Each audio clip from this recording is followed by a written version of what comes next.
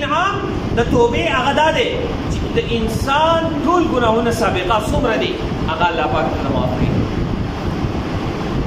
الله پاک په قرآن مجید کې فرمایي قل للذین کفروا ان ينتهوا یغفر لهم ما قد سلف. ګوره مؤمن خو مؤمن دی. و اے پیغمبره د کافرانو ته هغه هم ووایه قل للذین کفروا ان ينتهوا یغفر لهم ما قد سلف. که د دغې کافرانو څومره ګناهونه دي، کفر دی، شرک دی، نور څومره ګناهونه دي، د دې الله پاک ته توبه وباسله، الله پاک به د دې هغه بخشش چې دی هغه رسي. الله پاک به د دې هغه سابقه ګناهونه ټول هغه معاف کړي. او بل آیت کې الله پاک فرمایي وهو الذي يقبل التوبة عن عباده ويعفو عن السيئات. الله پاک د خپل بندگانو هغه ګناهونه معاف کوي، د خپل بندگانو هغه توبه چې دی نه هغه قبلوي. او بل آیت کې الله پاک فرمایي الا من تاب وآمن وعمل عملا صالحا فاولئك يبدل الله سيئاتهم حسنات. ورته الله پاک څومره احسان وایي. یو کس دی هغه الله پاک ته رجوع وکړي، دغه کس ګناهګار دی، ګناهونه یې کړي دي،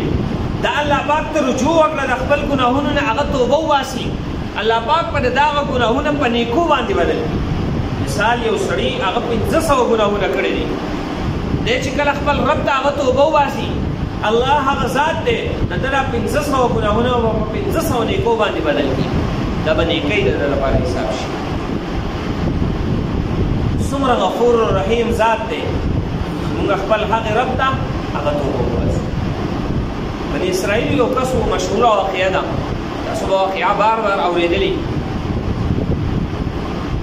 بخاري شریف، مسلم شریف کې دغه روایت هغه را نقل کېږي. هغه کس هغه 99 قتلونه هغه کړي وو. دغه کس په یو راهب پسې هغه لاړو، وایي آیا ما ته به خپل رب دا ګناهونه معاف کړي؟ دا 99 قتلونه انسانان ما وژلي، دا به ما ته معاف شي؟ هغه ورته ویې تا ته معافي چې دی نه هغه نشته دی، تا خو دومره لوی ګناهونه کړي دي، د دې معافي چې دی نه هغه تا ته نه میلاوېږي. هغه کس ولګېد، هغه راهب هغه وقتل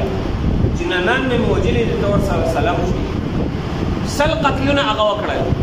بیا ورته چا وي په پلانکې علاقه کې یو عالم دی، هغه پسې لاړ شه، د هغه نه تپوس وکړه. چې لاړو هغه ورته ووایي وایي الله پاک به ستا بخشش او بخښنه چې دی نه هغه وکړي، خو خپل رب ته هغه خالص توبه وباسي. هغه خپل رب ته توبه وویستله، خو دغې کس ورته دا ووایي چې ته لاړ شه پلانکې علاقې ته، په پلانکې علاقه کې نیکان خلک اوسېږي، ته چې کله د هغې نیکانو خلکو سره ناسته پاسته ستا راشي، صحبت او مجلس ته وشي، ته به چې دی نه هلته کې ستا دا توبه به هلته چې دی نه انتهایي خالص شي. که ته په دې علاقه کې اوسېږي، دلته چې دی نه هغه ګناهګار خلک اوسېږي، ته به بیا په دې کې چې دی نه هغه خلک مل شي، بیا به ګناهونو طرف ته هغه مایله شي. لاړ شه پلانکې علاقې ته، هلته نیکان خلک هغه اوسېږي. حدیث شریف کې راځي دغه کس هغه علاقې ته روان شو، په لاره ده ته چې دی نه هغه مرګ راغی. کله چې دی وفات شو، نو نبی علیه السلام فرمایي 2 قسمه فرشتې به د پسې راغلې، یو د رحمت فرشتې، یو د عذاب فرشتې. د عذاب فرشتو خبره کوله چې دا هغه کس ته د انتهایي ګناهونو کړي، 100 کسه د وژلي دي، لهذا د ده روح به چې دی نه هغه مونږه سجین ته وړو. د رحمت فرشتې وایي نه، ده خو توبه ویستلې ده او د نیکانو خلکو طرف ته چې دی نه هغه روان و، لهذا د ده روح چې دی نه هغه به مونږه اعلی علیین ته وړو.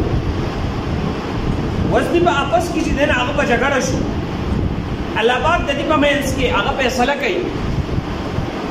چې دغه ځمکه دې هغه ناف کړلی شي، که بالفرض فاصله هغه نیکانو خلکو طرف ته هغه نږدې وه، دغه کس چې دی د ده روح به هغه د رحمت فرشتې ویست. که دغه فاصله هغه بدانو طرف ته هغه نږدې وه، ګناهګارو طرف ته هغه نږدې وه، د ده روح چې دی نه هغه به د عذاب فرشتې ویست. یو روایت کې خو راځي چې دا فاصله هغه نیکانو طرف ته هغه نږدې وه، نو د ده روح د رحمت فرشتو ویو. بل روایت کې راځي نه، دا فاصله چې دی نه هغه بدانو طرف ته هغه نږدې وه، خو الله پاک دومره رحیم دی په خپل بنده باندې چې دې بنده ما ته رجوع کړې ده، نو حکم یې وکړو ځمکې ته چې د چې دنه هغه را لنډه شه الله پاک هغه ځمکه لنډه کړه کله چې د هغې پیمایش وشو نیکانو طرف ته روان شو الله پاک د خپل بنده د مغفرت هغه بهانې چې دی نه هغه لټوي بني اسرائیل کې بل یو کس هغه انتهایي ګناهګار و انتهایي ګناهونه یې کړي وو دومره ګناهونه کې هغه اخته و چې د علاقې خلکو د خپل علاقې نه هغه بهر ته وویستو د موسی علیه السلام په دور کې دا واقع ده د علاقې خلکو هغه د خپل علاقې نه بهر ته وشړو دومره ګناهونه چې دی نه هغه کول کله چې هغه د علاقې نه بهر ته لاړو نو هلته هېڅوک نشته دی یوازې دی هلته خپل رب ته به ژړا شو هغه الفاظ علماو را نقل کړي دي دی خپل رب ته هغه جاړي ای الله زه خو اوس مسافر یم زه خو خپل قوم د علاقې نه هغه شړلی یم خو ای الله که زما د دې ګناهونو د وجې نه ستا په بادشاهۍ کې څه کمی راغلی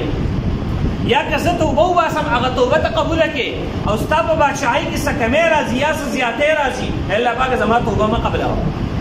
که زما د دې ګناهونو او د توبې د وجې نه ستا په بادشاهۍ کې نه کمی راځي نه زیاتۍ راځي الله پاکه زما ګناهونه هغه معاف کړي رب دې داسې خالصه توبه وایستله کله چې ده توبه وایستله ده ته به دغه وخت کې هغه مرګ راغی موسی علیه السلام ته الله پاک وحي وکړه ای موسی لاړ شه د دې ښار هغه په اخرنۍ حصه باندې زما یو نیک بنده هغه وفات شوی دی لاړ شه هغه ته غسل ورکړه هغه ته کفن ورکړه او د هغه باندې په هغه باندې جنازه وکړه خلکو ته اعلان وکړه لاړ شئ په هغه باندې جنازه وکړئ موسی علیه السلام ډېر په خوشحالۍ باندې لاړو چې د الله یو دوست د الله یو نیک بنده هغه وفات شوی دی لاړ شم د هغه جنازه وکړم موسی علیه السلام چې کله لاړو او د خلکو د علاقې خلکو ته هغه هم اعلان کړی او هغه سره هم لاړل کله چې لاړل وکتل موسی علیه السلام ولیدو هغه هغه ګناهګار کس و کوم چې د علاقې نه ویستلی شوی خلکو چې وکتل وایي دا خو هغه کس دی کوم چې موږ د خپلې علاقې نه هغه ویستلی و موسی علیه السلام خپل رب ته هغه دعا کړې الله پاکه دا خو هغه ګناهګار کس الله پاک ورته وحي وکړه او کوم الفاظو سره چې هغه توبه ویستلې وه هغه الفاظ موسی علیه السلام ته هغه په وحي کې راولېږلو بیا ورته الله پاک موسی علیه السلام ته فرمایي ای موسی په دې کومو الفاظو چې ده زما نه توبه ویستلې ده او په اخره کې بیا دا هم ویلي دي چې الله پاک تا فرمایلی دي چې غفور رحیم ذات ای موسی آیا زما دپاره دا مناسب و چې ما دې بنده ته هغه بخشش نه وی کړی بیا ورته الله پاک فرمایي ده خو داسې توبه ویستلې ده تاسو خو د ده خبره کوئ یوازې د داسې توبه ویستلې ده که ده په دغه خپله توبه کې هغه خپل د علاقې ټول خلک شامل کړی وی یا څومره دنیا کې خلک دي دا ټول شامل کړی ما به د ټولو مغفرت نصیب کړی داسې توبه ده ویستلې ده خپل رب ته هغه به داسې طریقې سره هغه رجوع کول خپل رب ته به داسې طریقې سره هغه واپس کېدل چې هغه رب زمونږ ټول ګناهونه معاف کړي نبی علیه السلام فرمایي التائب من الذنب کمن لا ذنب له توبه ویستونکی د ګناهونو نه هغه داسې دی لکه ده چې هغه ګناه اړو کړی هغه هم نه وي حدیث کې راځي بل حدیث کې مکتوب حول العرش قبل خلق آدم 4000 سنة د عرش نه چاپیره په عرش باندې چاپیره هغه لیکایي شوې ده کله لیکایي شوې ده حدیث کې راځي آدم علیه السلام چې الله پاک نو پیدا کړی 4000 کاله مخکې الله پاک دغه لیکایي کړې ده واني لغفار لمن تاب وآمن الله پاک فرمایي څوک چې توبه وباسي زه د هغې کس هغه بخشش کوونکی یم واني لغفار زه بخونکی یم لمن تاب څوک چې الله ته هغه رجوع وکړي د خپل ګناهونو نه توبه وباسي الله پاک فرمایي زه د دغې کس هغه مغفرت کوم دا په عرش باندې هغه لیکلی شوي کلمات الله پاک هغه د دغې خلکو هغه بخشش کوونکی دی کله چې دا آیت نازل شو قل یا عبادي الذین اسرفوا على انفسهم لا تقنطوا من رحمة الله د کافرانو یو ډله د دې نه مخکې راغلې وه د نبي علیه السلام په خدمت کې او هغوی دا عرض کړی نبي علیه السلام ته ای د الله رسوله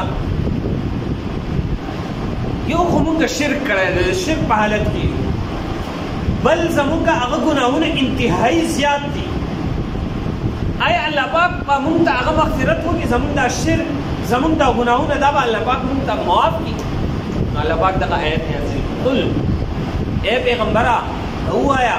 یا عبادی الذین ای زما هغه بندگانو اسرفوا علی انفسهم چې په خپل ځانونو باندې زیاتی کړی دی لا تقنطوا من رحمت الله د الله د رحمت نه هغه منع بل حدیث کې راځي نبی علیہ السلام فرمایي کله چې یو بنده هغه په مخ د ځمکه باندې یو ګناه وکړي نو دا اسمان دا الله پاک ته عرض کوي الله پاک ما ته اجازت راکړه چې زه په ده باندې هغه تندر راټاو کړم. ځمکه الله پاک ته عرض کوي الله ما ته اجازت راکړه چې زه په دغه ځمکه کې هغه نه نباسم دی ستا نافرماني کوي.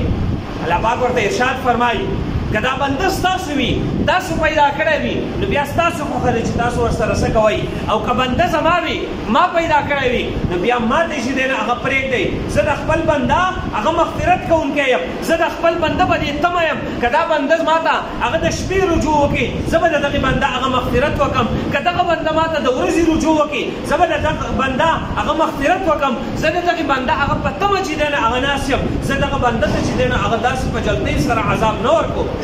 زه د بنده په تمه ناست یم چې دغه بنده به کله ما ته هغه رجوع کړي. نو توبه خپل رب ته هغه هر وخت هر ټایم خپل رب ته چې دی نه هغه رجوع کوو د خپل رب ته د ګناهونو نه هغه معافي غواړو. ځکه د انسان د مرګ ژوند هغه هېڅ پته نه لګي کوم وخت کې چې دی نه هغه مرګ انسان ته راشي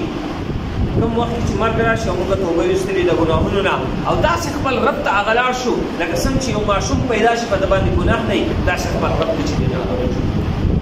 نو توبې ویستلو د ټولو نه اولنۍ فایده دا ده چې الله پاک د انسان سابقه ټول ګناهونه معاف کړي. بیا خو نورې پیدې سره انشاءالله آینده چې به د هغې